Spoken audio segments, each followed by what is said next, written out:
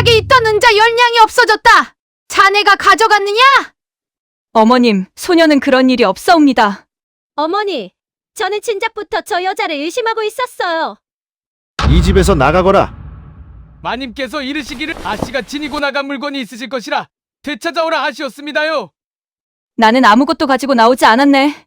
이 얼마나 잔인한 노릇입니까? 내쫓는 것으로도 모자라 도둑으로 몰겠다 협박까지 하다니. 과연 이들에게는 무슨 사연이 있었을까요? 지금부터 이야기를 들려드리겠습니다. 때는 정조 대왕 제위 시절 종로 6기 전에는 조선 팔도에서 이름난 거상이 있었습니다. 바로 송상의 대방 윤대인이 이끄는 송화상단이었습니다. 개성에서 한양, 의주를 거쳐 청나라 연경까지 오가며 인삼과 비단을 거래하던 조선 최고의 상단이었지요. 곳간에는 곡식이 넘쳤고 은자는 셀 수 없을 만큼 쌓여 있었습니다. 윤대인에게는 40이 넘어 얻은 늦둥이 딸이 하나 있었으니 어려서부터 총명하기가 이를 데 없었지요. 6살에 천자문을 뗐고 10살에는 아버지 어깨 너머로 상단의 장부를 들여다보며 셈을 익혔습니다. 15이 되자 아비 옆에 앉아 청나라에서 온 상인들과 흥정을 붙이는데 그 말솜씨와 셈이 어찌나 야무진지 백발이 성성한 노상인들도 혀를 내둘렀다 합니다. 하지만 오라에게는 한 가지 남모를 아픔이 있었습니다. 어미가 일찍 세상을 뜬 탓에 곱디고 온 비단옷을 입고 진귀한 음식을 먹어도 늘 마음 한구석이 허전하였습니다. 곳간이 넘쳐도 은자가 산더미같이 쌓여도 사람의 정만은 살 수가 없더라는 것이지요. 그런 딸을 바라보는 아비의 마음이 어떠했겠습니까? 월하가 20살 되던 해봄, 윤대인이 딸을 사랑채로 불렀습니다. 수염이 반백이 된 아버지는 딸의 손을 가만히 잡으며 말씀하셨지요. 월아야, 예, 아버님. 내 혼처를 알아보아야겠구나. 월하는 고개를 숙였습니다. 윤대인이 낮은 목소리로 말을 이었습니다. 허나 아비는 걱정이 되는구나. 이 아비의 재산을 보고 달려드는 자가 어디 한둘이겠느냐. 겉으로는 너를 아낀다 하겠으나 속으로는 이 곳간을 노리는 자들 뿐일게야. 진정 너를 사람으로 보아주느니 내 마음을 보고 내 사람됨을 보느니 아비는 그런 사위를 얻고 싶구나. 월하는 아버지의 뜻을 알아들었습니다. 그리고 그 자리에서 스스로 청을 하나 올렸지요. 아버님, 그렇다면 소녀 신분을 감추고 시집을 가겠사옵니다. 윤대인이 눈을 크게 떴습니다. 무어라? 소녀가 상단의 딸인 줄 모르는 곳으로 시집을 가겠나이다. 가난한 집안의 여식으로 알고 저를 맞이하는 사람, 그런 사람이라야 진정 소녀의 지아비가 될 자격이 있지 않겠사옵니까? 윤대인은 한참을 말이 없었습니다. 딸의 얼굴을 물끄러미 바라보다가 이윽고 무겁게 고개를 끄덕이셨지요. 내 뜻이 정 그러하다면 이리하여 조선 최대 상단의 외동딸이 삼배 치마 한 벌을 걸치고 시골 마을로 시집을 가게 되었으니 혼처는 경기도 광주 땅 박시포시 문중이었습니다. 몰락한 양반 가문이라 하였지요. 한때는 진사를 배출하였다는 집안이나 지금은 살림이 기울어 겨우 기와지붕만 얹고 사는 형편이라 하였습니다. 혼담을 넣은 이는 개성에서 아버지와 오래 거래하던 늙은 매파였습니다. 윤대인이 은밀히 그 노파를 불러 이르셨지요. 우리 아이는 그저 먼 친척집 여식으로만 알려두시게. 부모를 일찍 여의고 자랑 가련한 아이라고. 지참금은 없는 이만 못한 처지라 전하시게. 허허, 대가 정녕 그리하시겠습니까? 그리해야 하네. 내 딸의 뜻일세. 매파는 고개를 저으며 물러갔습니다. 박씨 집안의 아들은 이름이 박서방이라 하였습니다. 나이는 24. 과거 공부를 한다 하나 이렇다 할 재주는 없었고 그저 순한 눈매를 가진 사내였지요. 시아버지 되는 이는 박진사. 한때 벼슬길에 나서려다 뜻을 이루지 못하고 낙향한 이로 자존심만은 하늘을 찌르는 위인이었습니다. 시어머니는 최 씨 부인. 입가에 늘 웃음을 걸치고 있으나 그 눈매가 매섭기가 살쾡이 같더라는 소문이 있었지요. 시누이 하나가 있었으니 이름은 금분이라 하였습니다. 혼기가 지나도록 시집을 못 가서 심사가 뒤틀린 처녀였지요. 월하가 가마를 타고 그 집 문턱을 넘던 날, 이 세 사람이 대청마루에 나란히 서서 새 며느리를 맞이하였습니다.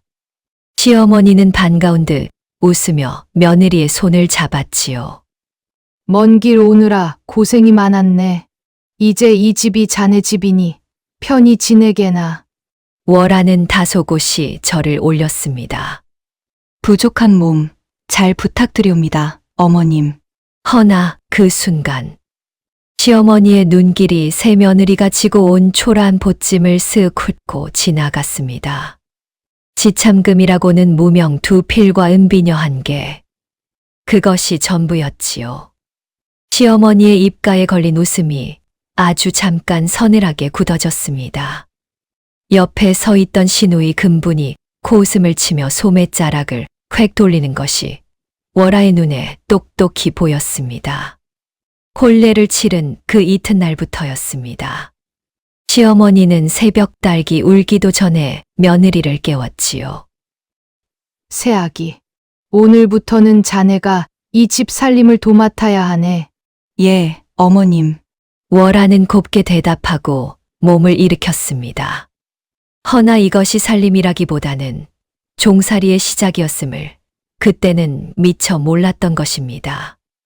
물을 깃고 아궁이에 불을 지피고 아침상을 차리고 시아버지의 사랑방을 쓸고 닦고 시어머니의 옷을 다리고 시누이의 머리를 빗겨주고 한겨울에도 얼음을 깨어 빨래를 하였고 손등이 갈라져 피가 배어 나와도 쉬는 법이 없었지요.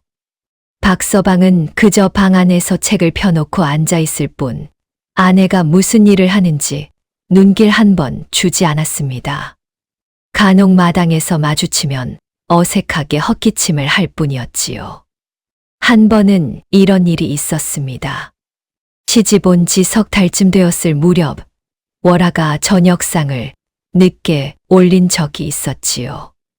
시아버지가 갑작스레 손님을 데려온 탓이었습니다. 허나 시어머니는 그 사정은 헤아리지 않았지요. 애구머니나 이 집안 꼴 좀 보게. 며느리가 저녁상 하나를 제때 못 차리니 송구하옵니다, 어머님. 송구하다 말로만 하면 무엇하나.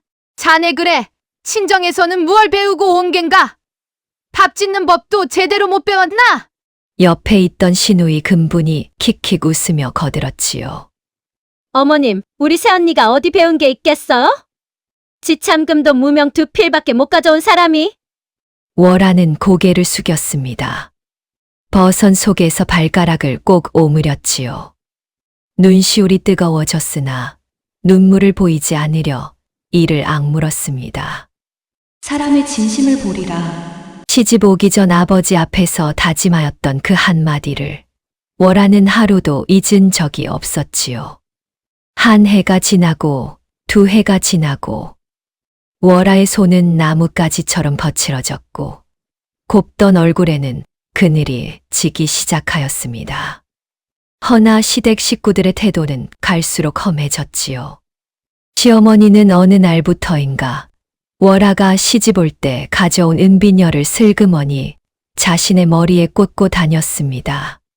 시누이 금부는 새언니의 무명치마 두 필을 제 것으로 삼아버렸지요. 박서방은 그 모든 것을 보고도 못 본 척 그저 책장만 넘길 뿐이었습니다. 그러던 어느 늦가을 저녁이었습니다.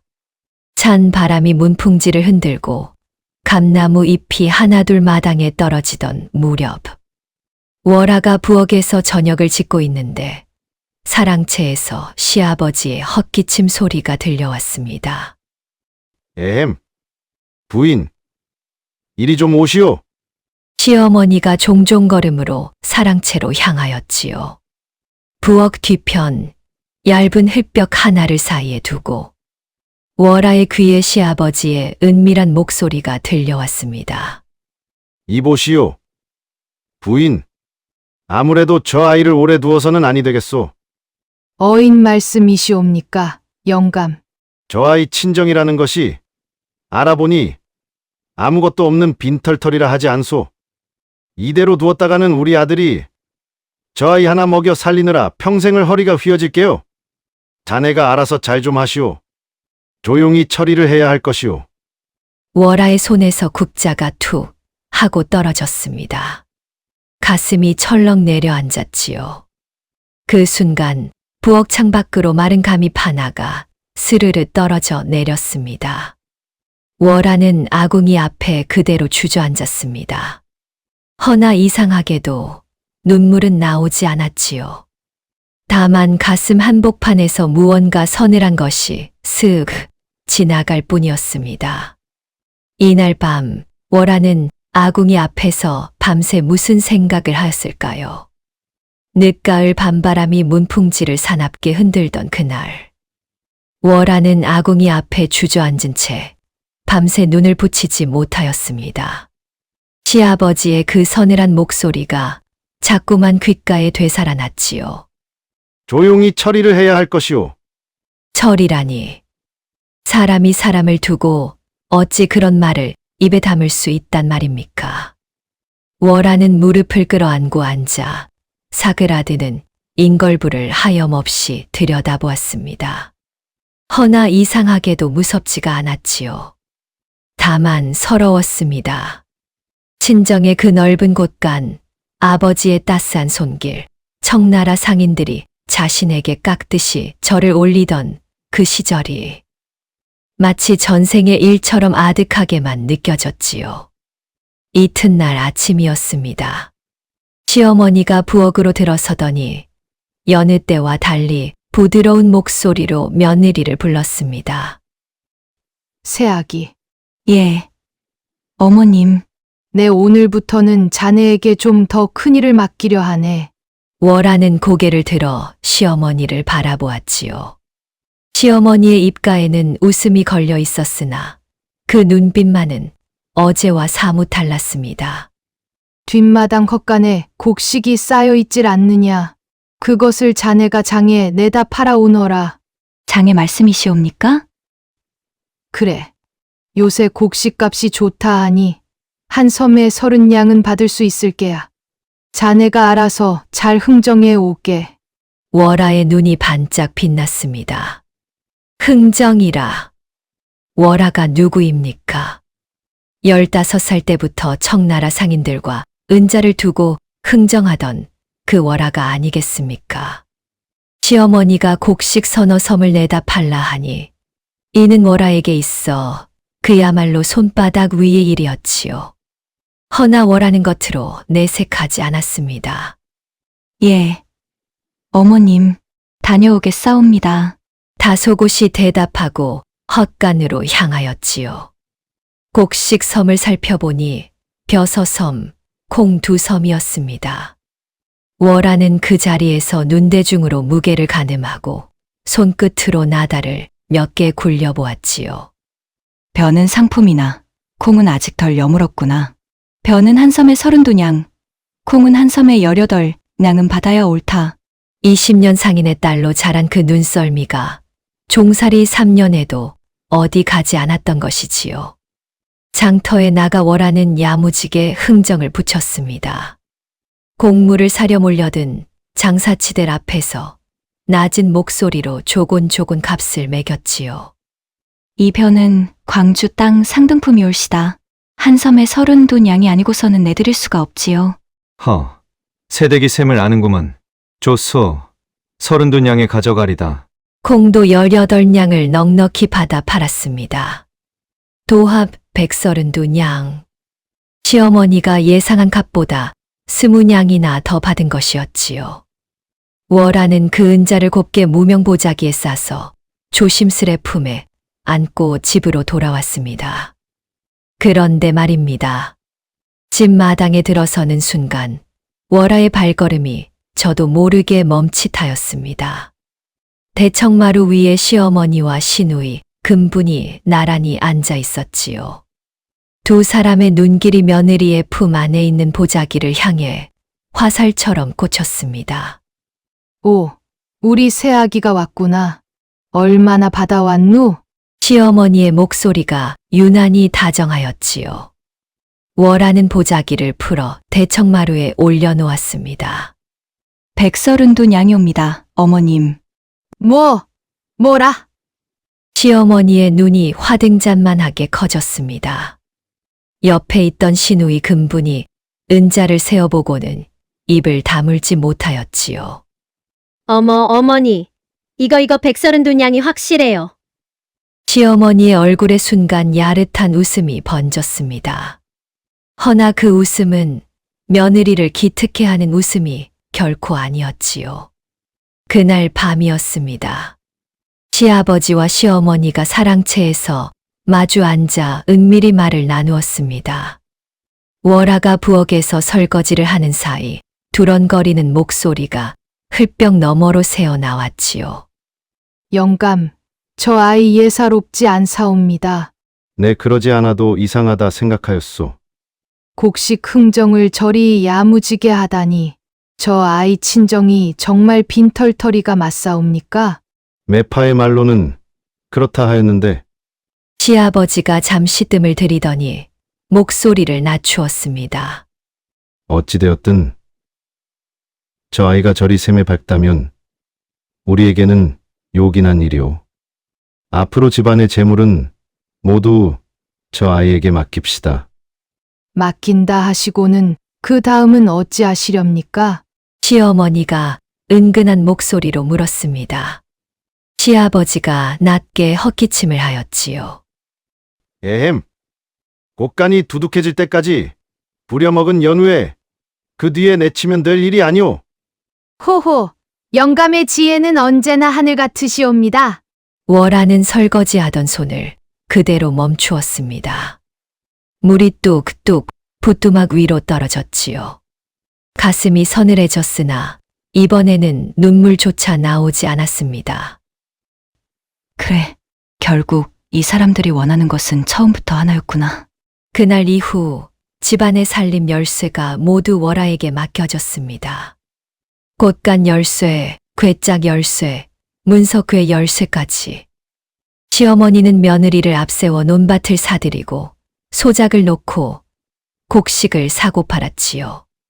월하의 손을 거치면 이상하게도 재물이 2배에 3배로 불어났습니다. 한 해가 지나자 박씨 집안의 곳간은 광주 땅 어느 양반집 부럽지 않을 만큼 그득해졌지요. 기와지붕도 새로 얹었고 사랑채도 넓게 늘려 지었습니다. 허나 그 모든 재물은 시아버지의 이름으로 시어머니의 괴짝으로 들어갔지요. 정작 월하에게 돌아온 것은 여전히 3배 치마 한 벌과 갈라진 손등뿐이었습니다. 그러던 어느 봄날이었습니다. 이웃 마을에 사는 최씨 부인의 사촌 최서방댁이라는 여인이 박씨 댁을 찾아왔지요. 허영이 몸에 밴 여인이라 남의 집 재물이 늘어나는 꼴을 두 눈 뜨고 못 보는 성미였지요. 박씨 댁곳간이 그득해졌다는 소문을 듣고 그 부럽고 시샘 나는 마음을 어찌할 줄 몰라 하였습니다. 마루에 앉아 시어머니와 마주하고 앉은 최서방댁이 부채질을 하며 은근히 말을 꺼냈지요. 형님, 요새 댁내 살림이 참으로 번성하시다지요? 어이구, 뭘. 그저 근근히 살고 있지. 허나 이 동네 소문이 자자하옵디다. 박진사 댁 새 며느리가 신통방통하게 재물을 늘린다고요. 시어머니의 얼굴이 살짝 굳었습니다. 최서방댁이 그 눈치를 놓치지 않고 목소리를 낮추어 소곤거렸지요. 형님, 제가 이런 말씀드리기 조심스럽습니다만 무슨 말인가? 저 새댁 정말 형님네 집안의 사람이 맞사옵니까? 그게 무슨 소리인고? 최서방댁이 눈을 흘기며 말하였습니다. 아니, 생각을 해보시어요. 지참금 한 푼 못 가져온 아이가 저리 셈이 밝다는 게 어디 예사일이옵니까? 혹여 어느 상인 댁 몸종이었던 아이가 신분을 속이고 시집 온 것은 아닐까요? 시어머니의 얼굴이 새하얗게 질렸습니다. 형님, 잘 생각해 보시어요. 요새 그런 일이 어디 한두 번이랍니까? 천한 것이 양반 댁에 몰래 들어와 재물을 빼돌리는 일이 다반사라 하지 않아요. 시어머니의 손이 부들부들 떨렸지요. 최서방댁은 그 반응이 재미있는 듯 부채를 파닥이며 웃었습니다. 최서방댁의 그 한마디가 시댁 식구들의 마음속에 무서운 씨앗을 뿌린 것이었지요. 그날 밤부터 시어머니의 눈빛이 달라졌습니다. 며느리를 볼 때마다 위아래로 훑어보며 무언가 캐내려는 듯한 표정을 지었지요. 신우이 금부는 한술 더 떴습니다. 어머니, 저 사람 우리 집 놀이개나 은비녀에 손대는 건 아니에요? 괴짝 열쇠를 다 맡겼으니 얼마나 빼돌렸을진 누가 알아요? 이런 말을 하루에도 몇 번씩 하였지요. 박서방마저도 아내를 대하는 눈길이 서늘해지더니 어느 날부터는 아예 방에도 들이지 않았습니다. 그리고 며칠 뒤였습니다. 시어머니가 괴짝을 열어놓고는 벼랑간 앙칼진 목소리로 며느리를 불렀지요. 새아기, 이리 나오너라! 월아가 부엌에서 앞치마를 두른 채 마당으로 나왔습니다. 부르셨사옵니까, 어머님? 내 괴짝에 있던 은자 10냥이 없어졌다! 자네가 가져갔느냐? 어머님, 소녀는 그런 일이 없사옵니다. 없기는 무엇이 없어! 이 괴짝 열쇠를 지닌 사람이 자네 말고 또 누가 있느냐? 월아는 억울하였으나 무릎을 꿇고 앉았지요. 어머님, 소녀 결단코 그런 일이 없사옵니다. 하늘이 알고 땅이 아옵니다. 옆에 있던 신우이 금분이 앙칼지게 소리를 질렀습니다. 어머니, 저는 진작부터 저 여자를 의심하고 있었어요. 이참에 관아에 넘겨버려요. 시아버지가 사랑채에서 나오시더니 무거운 목소리로 말씀하셨지요. 에헴, 그럴 것까지야 있겠느냐. 다만 시아버지의 눈길이 며느리를 향하였습니다. 이 집에서 나가거라. 월아의 얼굴에서 핏기가 가셨습니다. 아버님, 그것이 무슨... 우리 박씨 문중은 도둑의 손이 닿은 집안을 며느리로 둘 수 없다. 오늘로 인연을 끊을 것이니 이 길로 친정으로 돌아가거라. 박서방은 방문 뒤에 숨어 얼굴조차 내밀지 않았습니다. 가을 찬바람이 불던 그날, 월아는 시집 올 때 입고 온 그 낡은 삼배 치마 한 벌만 걸치고 대문 밖으로 내쫓기었습니다. 시어머니는 며느리가 두고 가는 괴짝을 여러 은비녀며 옷가지를 모조리 꺼내었지요. 신우이 금부는 대문 앞까지 따라 나와 손가락질을 하였습니다. 다시는 우리 집 근처에 신도하지 마시오. 월아는 아무 말도 하지 않았습니다. 다만 대문 앞에서 잠시 걸음을 멈추고 3년을 종살이하였던 그 기와집을 조용히 올려다보았지요. 찬바람이 옷자락을 파고들었습니다. 버선도 신지 못한 맨발이 흙바닥 위에서 시렸지요. 허나 월아의 눈에는 이상하게도 눈물 한 방울 맺히지 않았습니다. 다만 입술을 꼭 다물고 저 멀리 한양 하늘을 바라볼 뿐이었지요. 그런데 이때 즈음 조선 팔도를 뒤흔들 흉년의 조짐이 저 남쪽 하늘 아래에서 조용히 자라나고 있었음은 아무도 알지 못하였지요. 월아가 대문 밖으로 내쫓기던 그날은 하필이면 첫서리가 내린 늦가을이었습니다. 찬바람이 옷자락을 파고들었지요. 버선도 신지 못한 맨발이 흙길 위에서 아리도록 시렸습니다. 허나 월아는 뒤를 돌아보지 아니하였습니다. 한 발, 두 발. 낙엽이 뒹구는 시골 길을 따라 그저 앞으로만 걸음을 옮겼지요. 친정으로 가자. 아버님 계신 한양으로 가자. 마음속으로 그리 되뇌었습니다. 한양까지는 걸어서 사나할 길. 허나 노잣돈 한 푼 없는 몸으로 그 길이 어찌 가까웠겠습니까? 한나절을 걸었을 무렵이었습니다. 월하가 어느 고갯마루에 이르러 지친 다리를 잠시 쉬려 나무 밑에 앉았지요. 그때였습니다. 등 뒤에서 요란한 말발굽 소리가 들려오더니 웬 젊은 사내 하나가 말에서 내려섰습니다. 박씨 집안의 산호 돌쇠라는 자였지요. 시어머니가 뒤늦게 사람을 보낸 것이었습니다. 허! 아씨! 여기 계셨습니까? 돌쇠가 능글맞은 웃음을 지으며 다가왔지요. 월하가 자리에서 일어섰습니다. 무슨 일로 얘까지 왔는가? 마님께서 이르시기를 아씨가 지니고 나간 물건이 있으실 것이라 되찾아 오라 하시었습니다요. 나는 아무것도 가지고 나오지 않았네. 허! 그러실 리가 있겠습니까? 몸수색을 좀 하겠습니다요.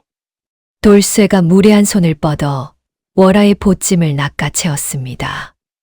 보찜이라고 해봐야 마른 주먹밥 2덩이가 전부였지요. 돌쇠는 그것마저 흙바닥에 내동댕이 쳤습니다.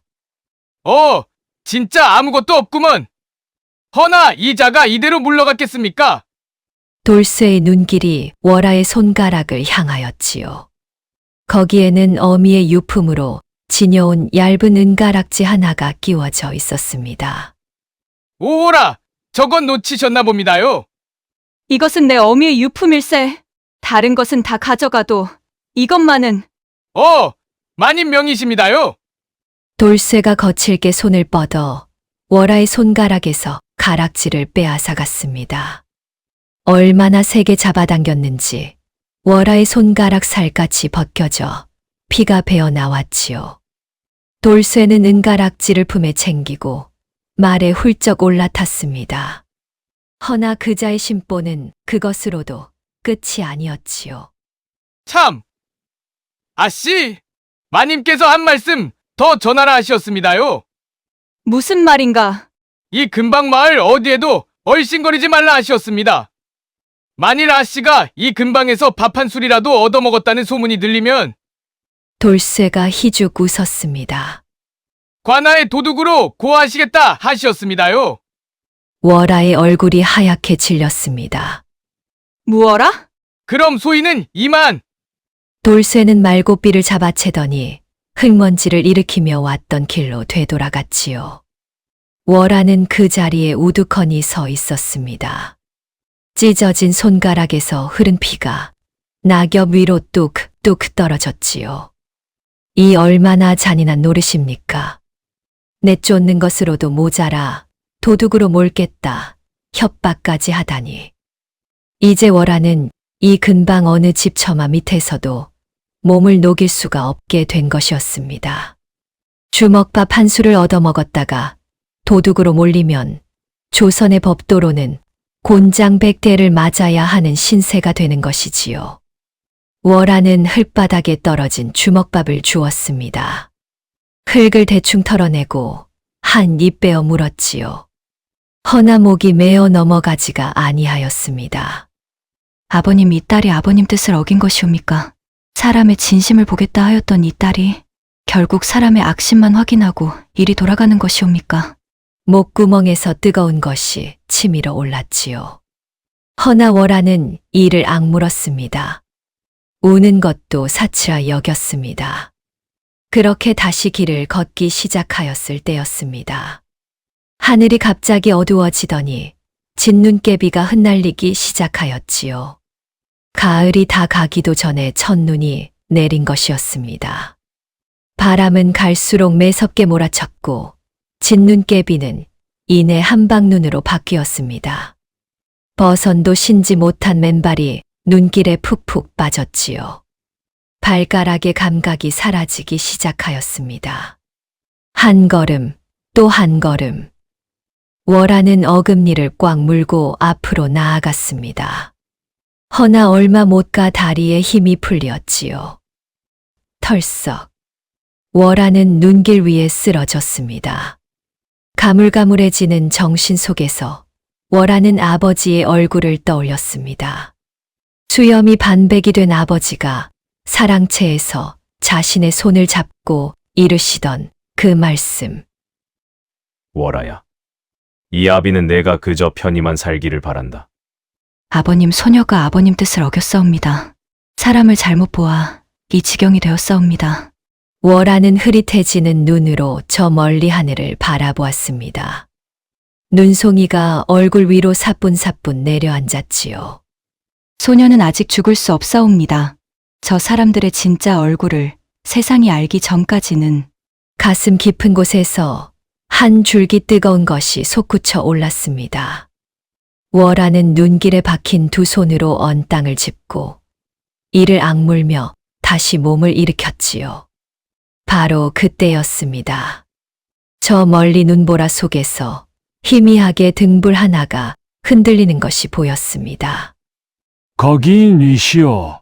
굵직한 사내의 목소리가 들려왔지요. 월하는 대답할 힘조차 없었습니다. 등불이 점점 가까워지더니 웬 노인이 삿갓을 쓴 채 앞에 나타났습니다. 허리춤에 낡은 보찜을 매단 박물장수 노인이었지요. 허, 이런 눈 속의 새댁이 어인일이시오. 노인이 놀란 눈으로 월하를 살폈습니다. 월하는 겨우 입을 열었지요. 한양으로 가는 길입니다. 한양이라. 이 눈보라에 게다가 맨발로. 노인의 눈에 안쓰러운 빛이 서렸습니다. 노인은 자신이 지고 있던 낡은 도롱이를 벗어 월하에게 둘러주었습니다.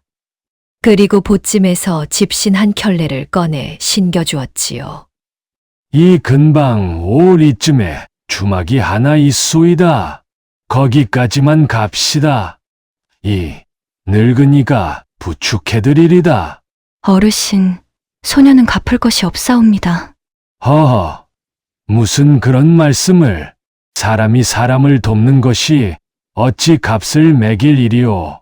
노인의 그 한마디에 월하의 눈에서 결국 눈물 한 방울이 뚝 떨어졌습니다. 시댁에서 3년을 지내는 동안 단 한 번도 듣지 못한 따뜻한 말씀이었지요. 노인의 부축을 받아 겨우 다다른 주막이었습니다. 허나 하늘은 아직 월하를 편히 놓아주지 아니하였습니다. 주막 복로방 문을 열고 들어서는 순간 낯익은 목소리 하나가 월하의 발걸음을 얼어붙게 하였지요. 어머나, 이게 누구시오? 방 안 화롯불 옆에 앉아있던 여인이 눈을 동그랗게 뜨고 월하를 쳐다보았습니다. 바로 그 얄궂은 방해꾼 최서방댁이었지요. 친정 나들이를 다녀오는 길에 이 눈보라를 피하여 잠시 주막에 든 것이었습니다. 최서방댁이 부채로 입을 가리며 짓궂은 웃음을 지었습니다. 박진사 댁며느님 아니시오? 아, 참. 이제는 며느님이 아니시지요. 쫓겨나신 몸이 이 눈보라에 여기까지 어이고 딱하기도 하시지. 말은 딱하다 하였으나 그 눈빛에는 고소해하는 빛이 역력하였습니다. 최서방댁이 복로방 안 사람들을 향해 목소리를 높였지요. 여러분, 여기 이 새댁이 어떤 사람인지 아시오? 주막 안 사람들이 모두 월하를 바라보았습니다. 박씨 문중의 은자 10냥을 훔쳐서 쫓겨난 사람이라오. 도둑년이란 말이오. 주막 주인장, 도둑을 여기 재워주었다가는 관아에 끌려가시오. 어서 내치시오. 주막 주인의 얼굴이 하얗게 질렸습니다. 이 사내는 죄를 뒤집었을까 겁이 나 월하의 팔을 잡아 밖으로 끌어내려 하였지요. 어허, 새댁! 어서 나가시오. 나는 관과 일에 엮이고 싶지 않소이다. 박물장수 노인이 놀라 사이에 끼어들었습니다. 이보시오, 주인장. 이 눈보라에 사람을 내치면 얼어 죽으라는 것이 아니오. 나도 처자식이 있는 몸이오. 저리 비키시오. 주막 주인은 기어이 월하를 문 밖으로 밀어냈습니다. 복로방 문이 쾅 하고 닫혔지요. 방 안에서는 최서방댁에 요란한 웃음소리가 들려왔습니다. 월하는 처마 밑에 우두커니 서 있었습니다. 눈보라가 온 세상을 하얗게 뒤덮고 있었지요. 어디에도 갈 곳이 없었습니다. 친정까지는 아직 사흘 길. 가진 것이라고는 노인이 벗어준 낡은 도롱이와 집신 한 켤레뿐. 이 세상 어느 처마 밑에서도 몸 하나 녹일 곳이 없었지요. 월하는 처마 밑에 그대로 주저앉았습니다. 무릎을 끌어안고 눈발이 흩날리는 하늘을 올려다보았지요. 하늘이시여, 소녀가 무슨 죄를 지었사옵니까? 사람의 진심을 보고자 한 것이 그 큰 죄요입니까? 가슴 깊은 곳에서 뜨거운 것이 울컥 치밀어 올랐습니다. 허나 월하는 소리내어 울지 아니하였지요. 다만 이를 악물었습니다. 아니다. 하늘이 나를 이대로 죽게 두시지는 않을 것이다. 내가 살아남는다면 반드시 이 세상에 이치가 무엇인지 저 사람들 앞에 낱낱이 밝혀 보이리라. 바로 그때였습니다. 눈보라 속 저 멀리에서 요란한 방울 소리와 함께 등불 여러 개가 흔들리며 다가오고 있었지요. 말과 노새 10여 필이 줄지어 오는 소리. 수레바퀴가 눈길을 구르는 소리. 굵직한 상인들의 목소리가 눈보라 사이로 들려왔습니다. 이 눈보라의 밤길 재촉하시느라 다들 애쓰시오. 저기 주막 등불이 보이오. 어서 갑시다. 방울을 매단 큰 상단의 짐술의 행렬이었습니다. 월하는 처마 밑에 웅크린 채 흐릿해지는 눈으로 그 행렬을 바라보았지요. 행렬의 맨 앞에서 등불을 든 사내가 처마 밑 웅크린 여인을 발견하고는 걸음을 멈추었습니다. 사내는 등불을 들어 여인의 얼굴을 비춰보더니 그 자리에서 등불을 떨어뜨릴 뻔하였지요. 아니, 이분은! 사내의 목소리가 부들부들 떨렸습니다. 아씨가 아니십니까? 눈보라 속에서 등불을 들어 올린 그 사내. 그 자는 다름 아닌 송화상단의 늙은 행수 김서방이었습니다. 월하가 어릴 적 아버지 무릎 위에 앉아 있던 시절부터 상단을 지켜온 충직한 일꾼이었지요. 김서방의 손이 부들부들 떨렸습니다. 들고 있던 등불을 하마터면 눈밭에 떨어뜨릴 뻔하였지요. 이게 어인 일이시옵니까? 어찌하여 이런 곳에? 늙은 행수는 그 자리에 무릎을 꿇더니 처마 밑에 웅크린 아씨의 손을 잡았습니다. 얼음장처럼 차가운 손이었지요. 아씨, 정신 차리시옵소서. 김서방이옵니다. 아씨를 매시러 왔사옵니다. 월하는 흐릿한 눈으로 그 얼굴을 바라보았습니다. 김서방. 예, 아씨, 김서방이옵니다. 월하의 눈에서 그제야 참았던 눈물이 왈칵 쏟아졌습니다. 3년, 꼬박 3년을 참아온 눈물이었지요. 김서방이 등 뒤에 늘어선 상단 사람들을 향해 소리쳤습니다. 모두 들으라. 이 어른이 바로 우리 송화상단의 대아씨이시다. 예? 어서 아씨를 매셔라. 도롱이를 벗어 감싸드리고 따뜻한 물을 준비하라. 어서. 상단 사람들이 우르르 몰려들었습니다. 두툼한 담요가 월하의 몸을 감쌌고 뜨거운 생강차 한 사발이 얼어붙은 입술에 닿았지요. 김서방은 눈물을 훔치며 상단 사람들에게 이르렀습니다. 주막 방을 모두 비우라 이르라. 아씨께서 편히 쉬셔야 한다. 바로 그때였습니다. 주막 복로방 문이 벌컥 열리더니 그 얄궂은 여인 최서방댁이 얼굴을 내밀었지요. 아니, 이 어수선한 소리가 무엇이오? 도둑년 하나 내치는데 뭐가 이리? 허나 최서방댁의 말은 거기서 뚝 끊어졌습니다. 수십 명의 상단 사람들이 그 조그만 여인 하나를 떠받들고 있는 모습, 그리고 등불에 비친 그 화려한 상단의 깃발. 송화상토안. 바로 조선 팔도가 다 아는 그 이름 석차였지요. 최서방댁의 입이 벙긋 벌어졌습니다. 송화상단? 김서방이 그 여인 앞으로 성큼 다가섰습니다. 어인 여인이요? 방금 우리 아씨를 무엇라 하였소? 송화상단의 아씨라니 그것이 무슨 말씀이시옵니까? 이 어른이 바로 송화상단 윤대인의 외동따님이시오. 그대는 방금 이 어른을 무엇라 부르셨소? 최서방댁의 얼굴이 시퍼렇게 질렸습니다. 부채가 손에서 툭 떨어졌지요.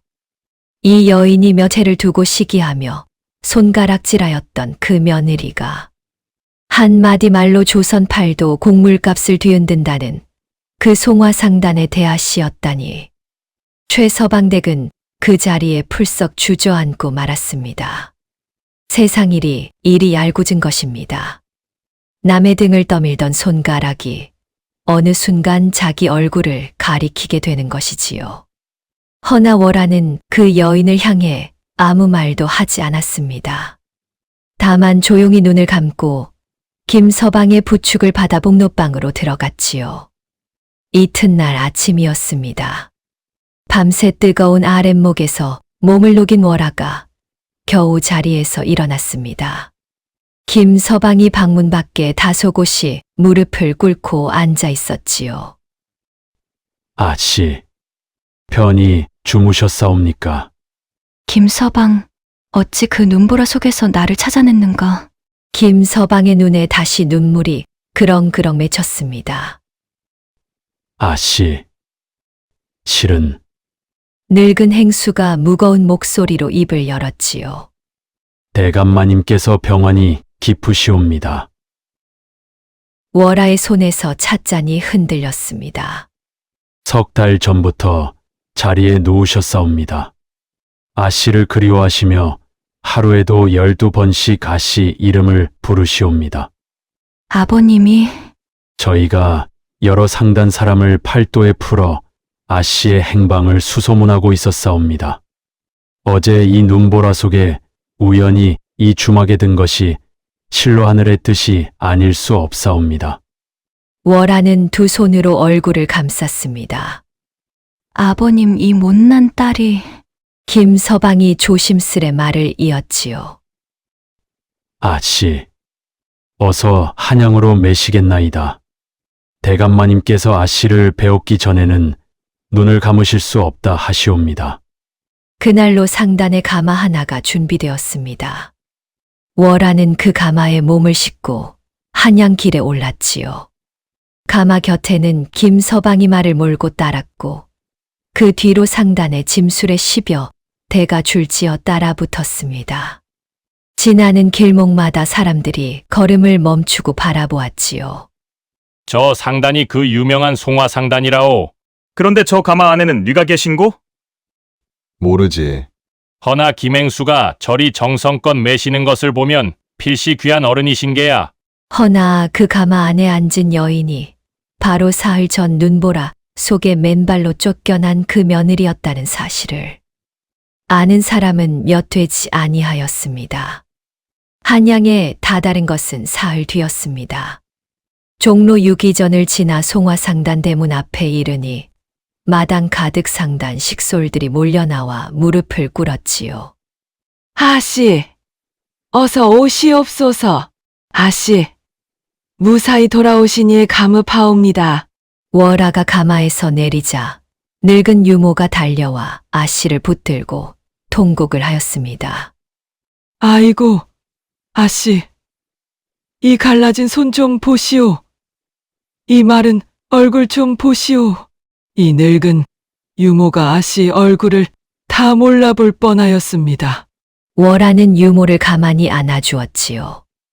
허나 오래 감격에 젖을 여유가 없었습니다. 곧장 안채로 걸음을 옮겼지요.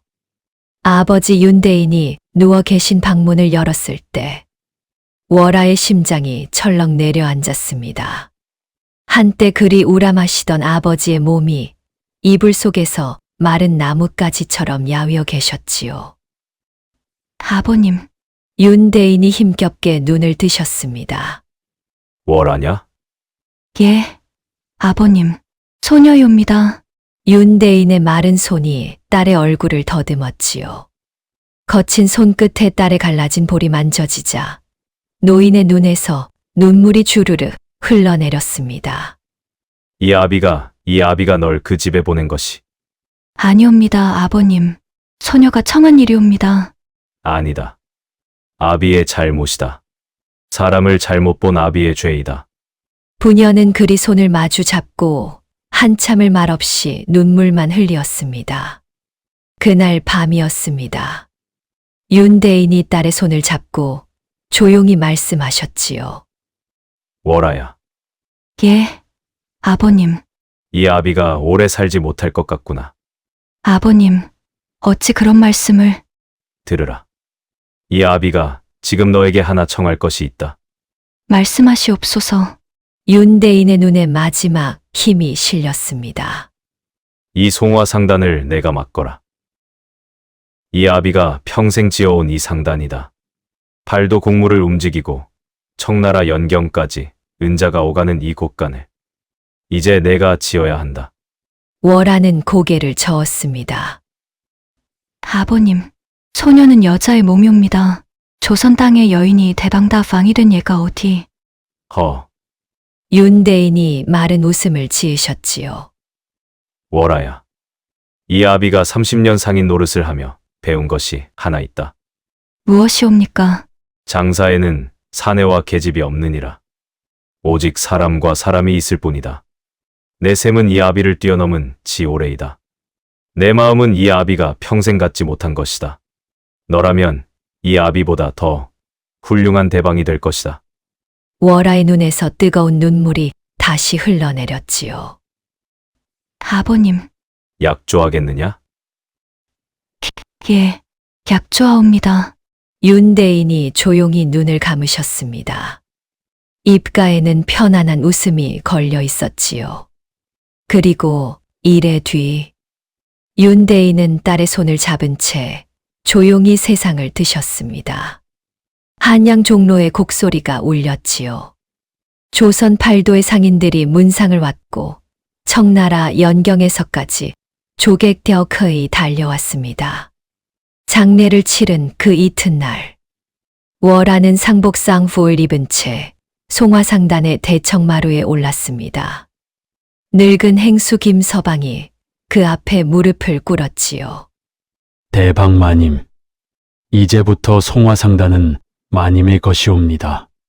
팔도의 곡간과 노새, 배와 수레, 은자와 문서, 모두 마님의 손안에 있사옵니다. 어찌 명하시겠나이까? 월하는 잠시 눈을 감았습니다. 머릿속으로 지난 3년을 스치듯 돌아보았지요.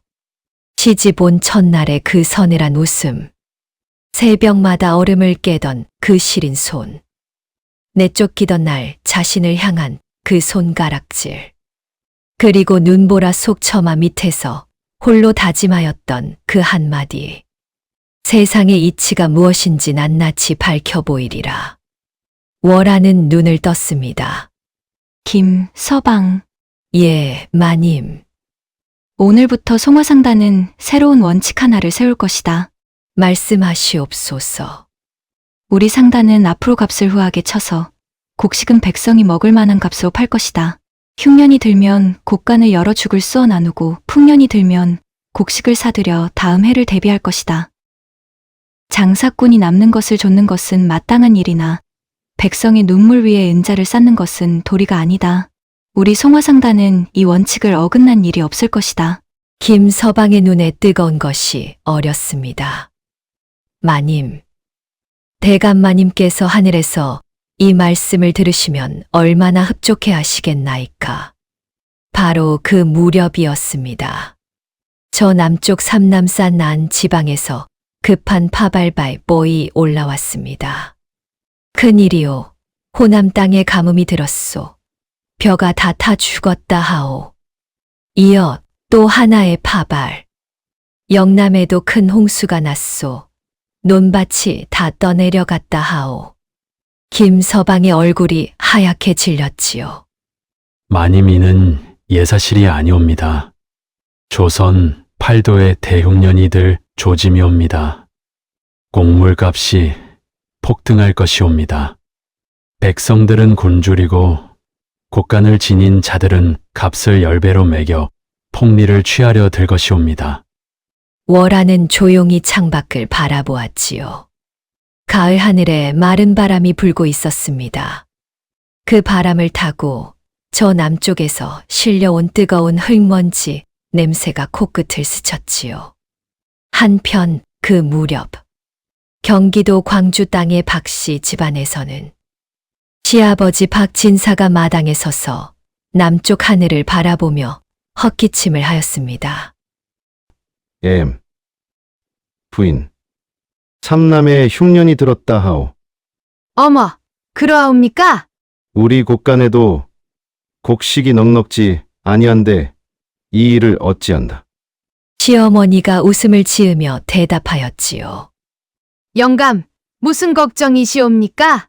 우리 집에는 그 야무진 며느리가 불려놓은 논밭이 그득하지 않사옵니까?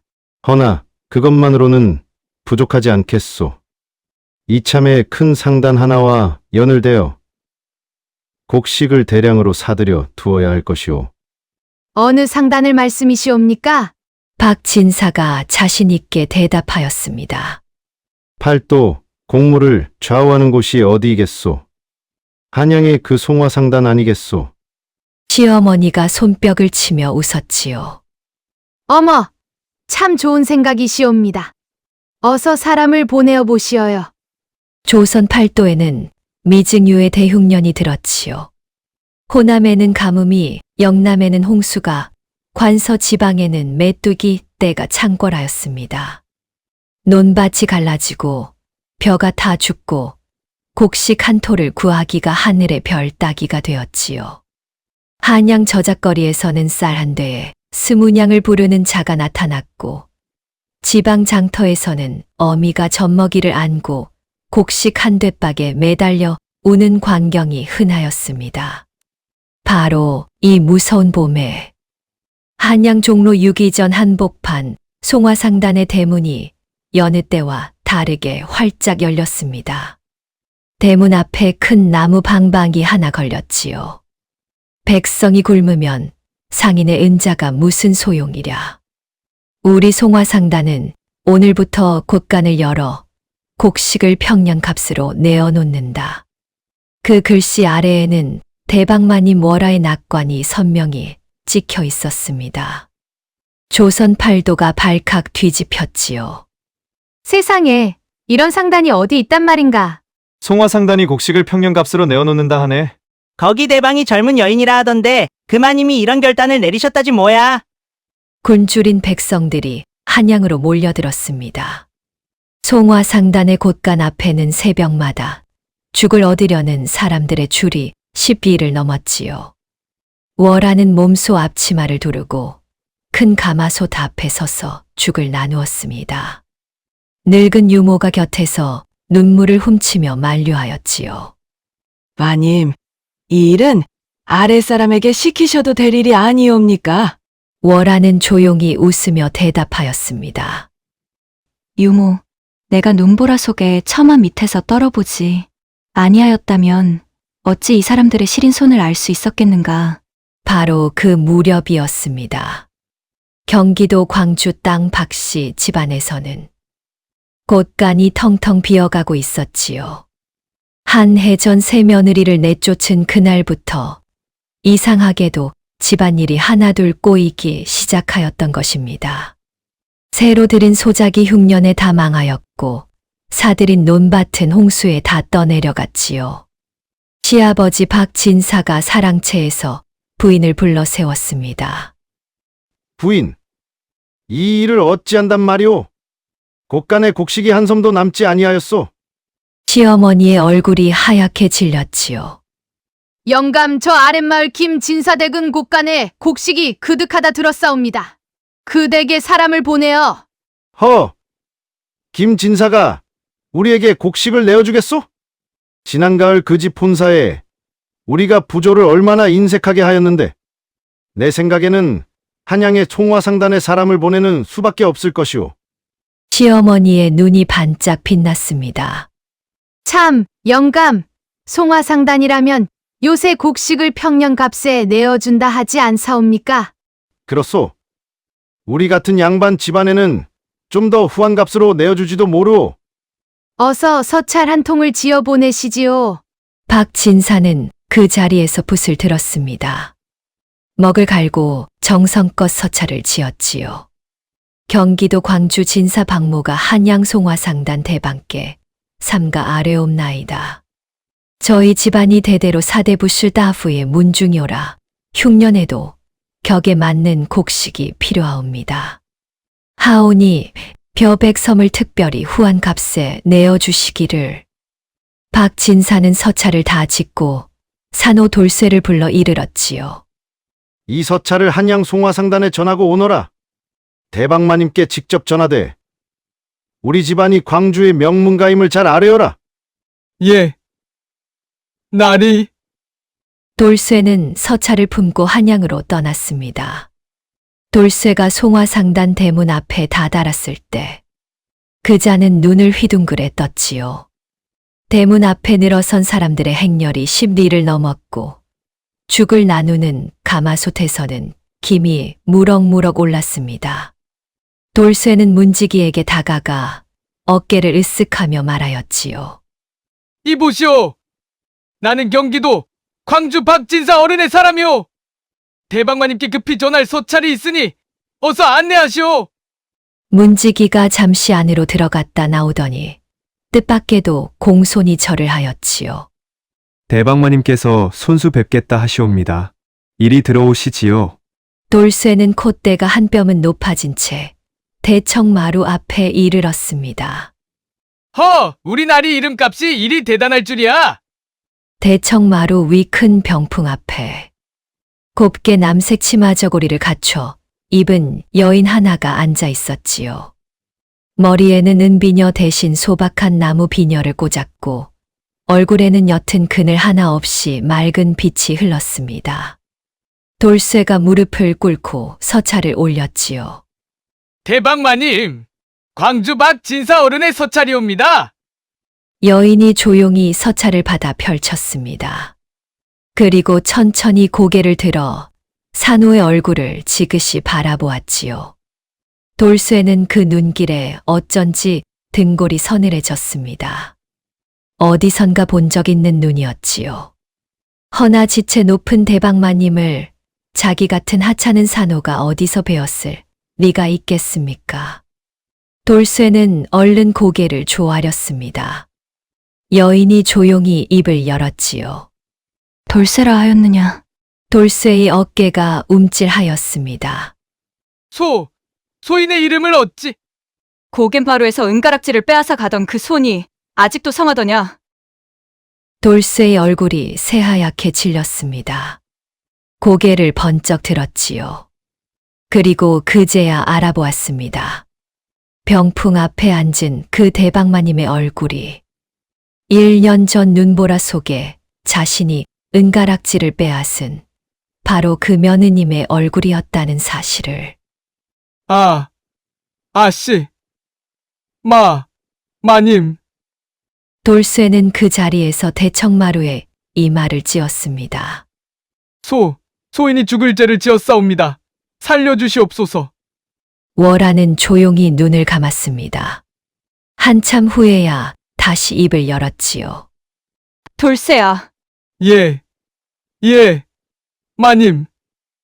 내 너를 벌하지 아니할 것이다. 돌아가 박진사께 이리 아뢰라. 송화상단의 원칙에는 신분이 높고 낮음이 없다. 사대부라 하여 후한 값을 매기지 아니하고 상민이라 하여 박한 값을 매기지 아니한다. 예. 박진사 댁이 벼가 필요하시면 여느 백성과 똑같이 곳간 앞에 줄을 서시라 이르라. 특별한 대우는 없을 것이다. 돌쇠는 부들부들 떨리는 손으로 서찰을 도로 받아들고 뒷걸음질로 물러났습니다. 돌쇠가 광주 땅 박씨 집에 돌아와 그 말을 아뢰었을 때 박진사는 그 자리에서 뒤로 벌렁 넘어졌지요. 뭐라? 그 대방마님이 그 며느리라고? 시어머니가 대청마루에 풀썩 주저앉았습니다. 신우이 근분이 새하얗게 질려 소리쳤지요. 어머니, 그럴 리가 없어요.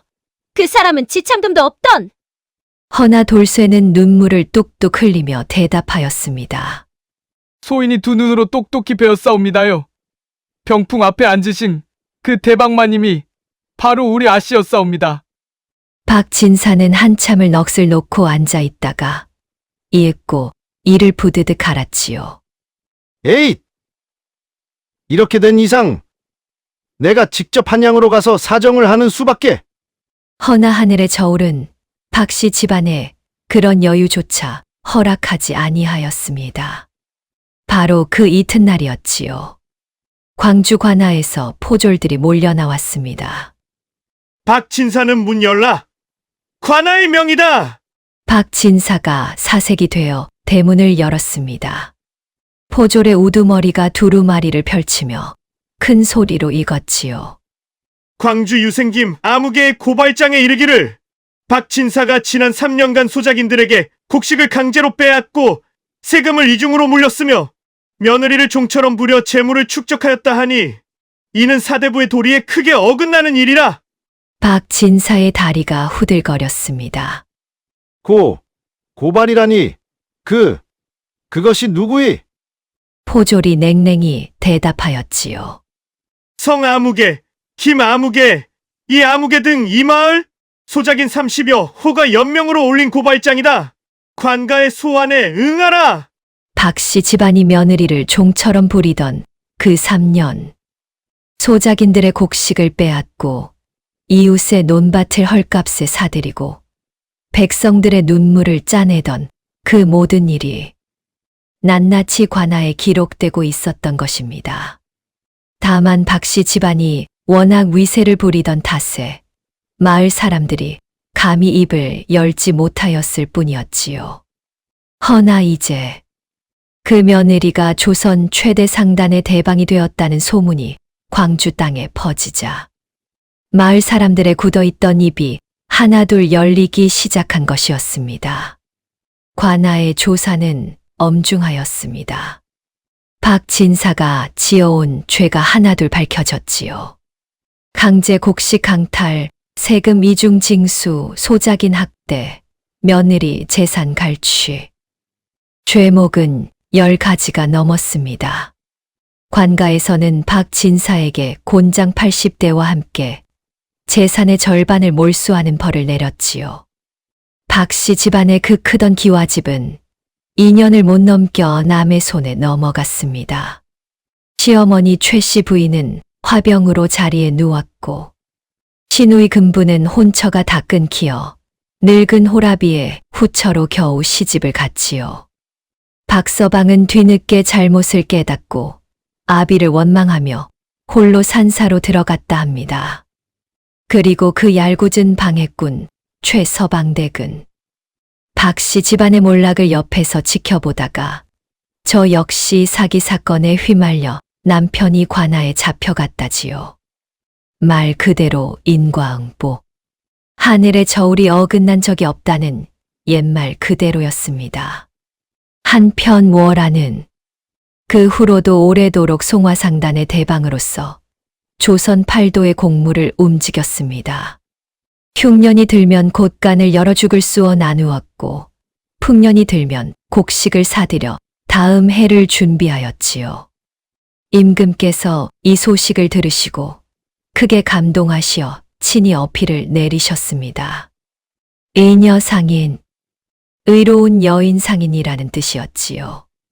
조선 개국 이래 여인의 몸으로 어필을 하사받은 이는 월아가 처음이었습니다. 한양 종로 6.2전 송화상단의 대문 위에는 그 어필을 새긴 큰 편액이 오래도록 걸려 있었다 하지요. 세월이 흘러 월아는 어진 사위를 얻어 아들, 딸을 낳았고 그 자손들이 대를 이어 송화상단을 이끌며 조선 팔도 백성을 오래도록 도왔다 합니다. 사사로운 원한으로 되갚지 아니하고 오직 바른 도리와 원칙으로 세상을 바로잡은 그 여인의 마음, 그것이야말로 진정한 복수요. 진정한 승리라 할 것입니다.